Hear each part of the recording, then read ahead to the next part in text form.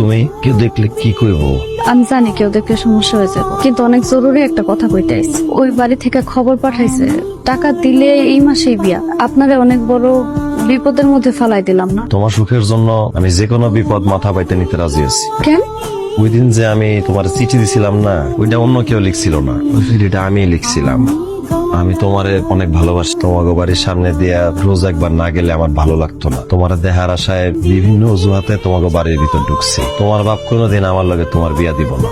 সাহস করে আমার বাপের কাছে বিয়ের প্রস্তাবটা দিলেই তো পারো। সবকিছু এলোমেলো হয়ে গেছে, কেউই এই বিয়া মাইনা নিব না। আমি আবার লগে কথা কম, আমার বিশ্বাস আব্বা আমার কথা ফালাইতে পারবো না। আমি এই বিয়ে করবো না। বিয়ে করবি না মানে কি করছো তুই? আরে ছেলে পক্ষরে কত অনুনয় বিনয় করে রাজি করলাম, আর এখন তুই কইতেছিস তুই বিয়ে করবি না?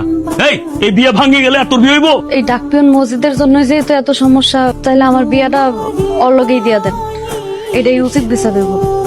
ও বুঝছি, এই মসজিদ এই কদিন এই বাড়িতে আসা যাওয়া করছে, তোর মাথাটা আওলাই দিছে। এই মসজিদ তোর বিয়ে ভাঙলো কেন?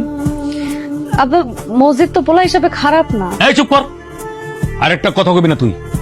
আরেকটা কথা স্পষ্ট বলে দিতেছি, শুনে রাখ।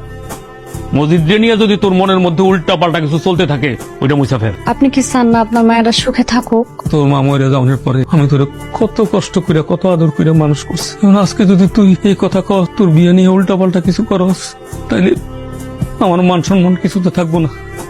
তবে তোরে স্পষ্ট করে একটা কথা কয়ে দিতেছি, তুই যদি হাসাই উল্টা পাল্টা কিছু করস, তাহলে আমি গলায় ধরে দিব। রোজি, বেশিক্ষণ কথা কম যাইবো না, কেউ দেখে ফেললে অনেক সমস্যা হইব।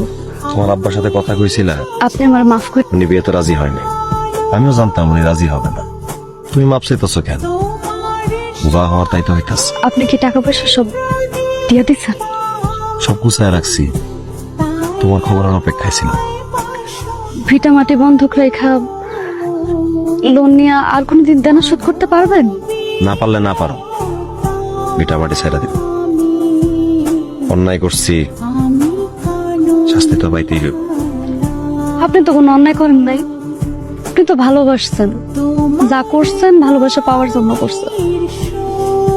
আমি বাইসা থাকতে আপনার উপর এত বড় অন্যায় হইতে দিব না।